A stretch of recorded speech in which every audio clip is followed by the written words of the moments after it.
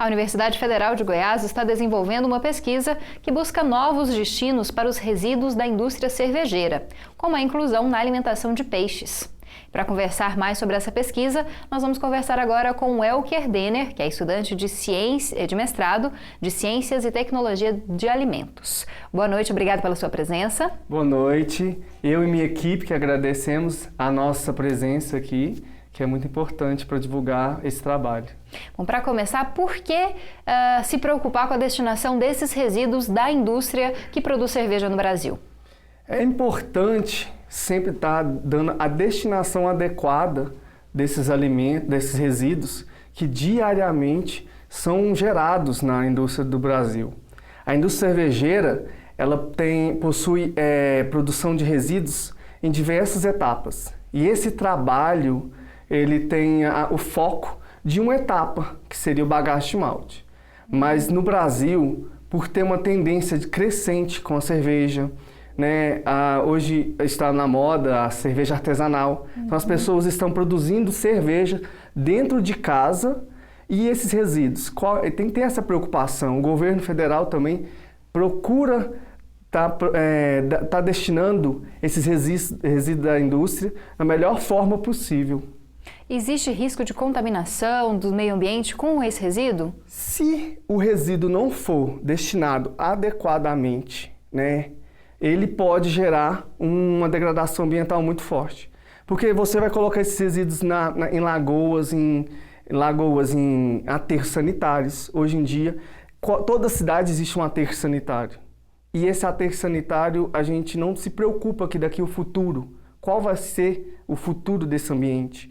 Os lençóis freáticos também, as águas que esses resíduos são jogados, tem que tomar cuidado com isso, porque a gente pode estar poluindo a água que nós bebemos. Em relação à pesquisa, de onde que surgiu a ideia de usar esses resíduos para a alimentação de peixes? Pois bem, o professor Francielo Vendrúsculo, professor da Engenharia de Alimentos da UFG, da Escola de Agronomia, ele idealizou esse projeto que utilizar resíduos da indústria cervejeira para a produção de ração. Aí a aluna, a Mariane Camedo, que foi a primeira aluna a trabalhar no mestrado na produção de rações, por meio desse resíduo, fazer um tratamento. E se viu que aquele resíduo possui uma grande contribuição, né, de nutrientes para os alimentos de peixe. Pois bem, o que acontece?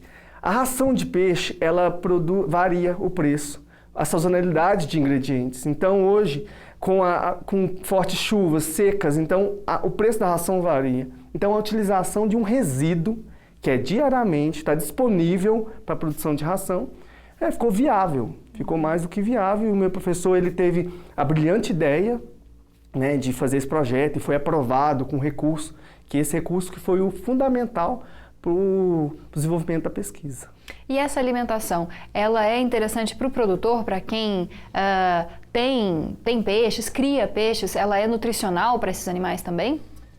Então, não podemos pegar o resíduo natura e destinar à alimentação de um animal, né? O animal, ele não pode, animal não ruminante, ele não pode se alimentar desse material, porque ele é um material rico em celulose.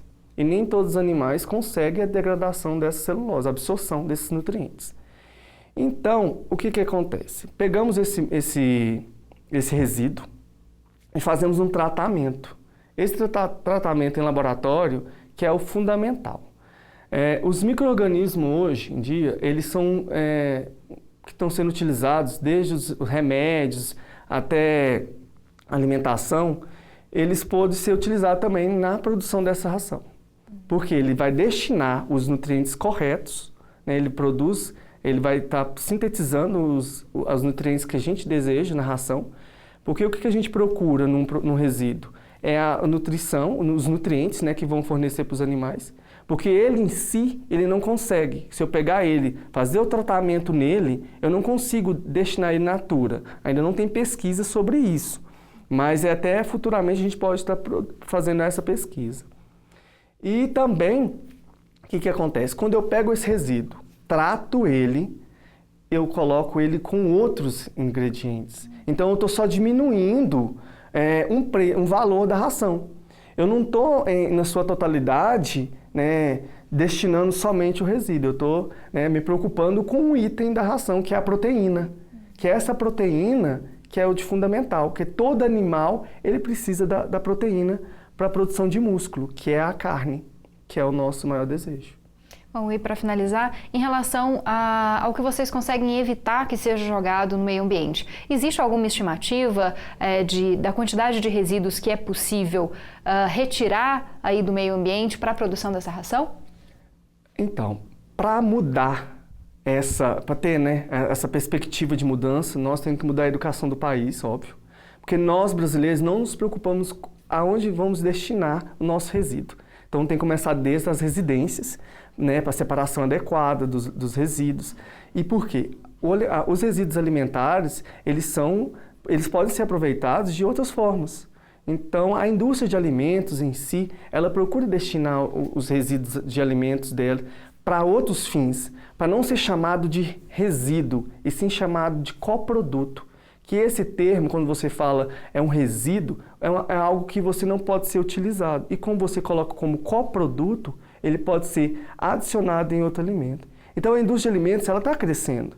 E o Brasil ele tem, através de políticas nacionais, uma forma de diminuir essa quantidade de resíduos não utilizáveis, que é a nossa tendência, é reutilizar o máximo possível, que procuramos. Bom, infelizmente nosso tempo está chegando ao fim. Queria agradecer a sua presença, pesquisa muito interessante. Boa sorte aí nos próximos estudos. Eu que agradeço a oportunidade de estar aqui. Obrigada.